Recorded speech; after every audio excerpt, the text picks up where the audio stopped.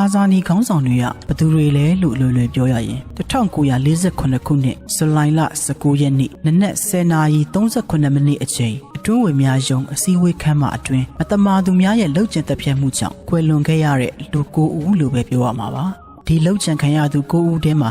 10ဦးဟာထိုအချိန်မြန်မာနိုင်ငံလွတ်လပ်ရေးကြိုးပမ်းမှုအတွက်အရေးပါသူတွေအထူးသဖြင့်ဗမာတပ်မတော်ရဲ့ကာကွယ်ရေးဦးစီးချုပ်ဟောင်းလွတ်လပ်ရေးတိုက်ပွဲဦးဆောင်ခဲ့သူဝန်ကြီးချုပ်ဦးအောင်ဆန်းနဲ့ဝန်ကြီး9ဦးအတွင်းဝင်2ဦးကဲ့သို့နိုင်ငံရဲ့အခရာကျသူတွေပေါ့9ဦးရဲ့ကြံ2ဦးကတော့ဝန်ကြီး2ဦးရဲ့တပ်တော်ဆောင်ရဲဘော်ဖြစ်ပါတယ်ထို9ဦးကတော့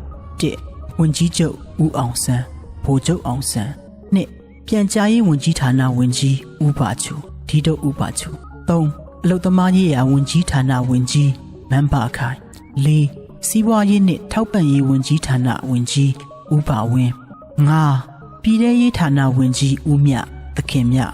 6ပညာရေးနှင့်အမျိုးသားစီမံကိန်းဌာနဝန်ကြီးအဗဒူရာဇက်ဦးရာဇက်9နေကြားဒေသများဆိုင်ရာဌာနဝန်ကြီး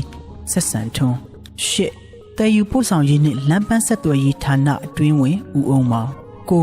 ဦးအဗဒူရာဇက်ဤတက်တော်ဆောင်ရဲဘော်ကိုထွေးတို့ပဲဖြစ်ပါတယ်တကယ်တော့မတမာသူများလှုပ်ကြံတက်ဖြတ်တဲ့အစည်းအဝေးခန်းမအတွင်းမှာ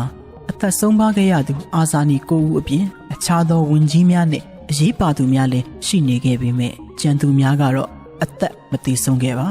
ထိုလှုပ်ကြံမှုအတွက်ဦးဆောင်စီခိုင်းသူဂလုံဦးစောအပါဝင်ရန်ကြီးအောင်ရဲဘော်ကိုထွေးအားကိုရိုင်းပစ်သက်ကအစည်းအဝေးခန်းအတွင်းပစ်ခတ်မှုတွင်ပါဝင်သူတပ်နှစ်မောင်စိုးဦးဆောင်ပစ်ခတ်သူစိန်ကြီးပစ်ခတ်မှုတွင်ပါဝင်သူဒုက္ခကားမောင်းသူတို့ကိုတေတံအပြစ်ပေးခံရပြီးကားမောင်းသူဒုက္ခကတော့နောက်ပိုင်းမှာတေတံမှထောင်တန်းတသက်တကျွန်းကြာခံခဲ့ရပါတယ်။လောက်ကျန်ခံရပြီးနောက်1948ခုနှစ်ဇူလိုင်လ21ရက်နေ့မှစကားပြည်သူများဂါရဝပြုရန်အတွက်ရန်ကုန်မြို့ဂျူဗလီဟောခမ်းမမှာ6လတာပြင်ဆင်ပေးခဲ့ပြီးထိုအာဇာနည်ခေါင်းဆောင်9ဦးကို1948ခုဧပြီလ17ရက်နေ့ရောက်မှဇာပနာပွဲကျင်းပခဲ့ပြီးနိုင်ငံတော်ဇာပနာအဖြစ်အာဇာနည်ဂုံးသို့ပို့ဆောင်ကူးသွင်းခဲ့ပါတယ်။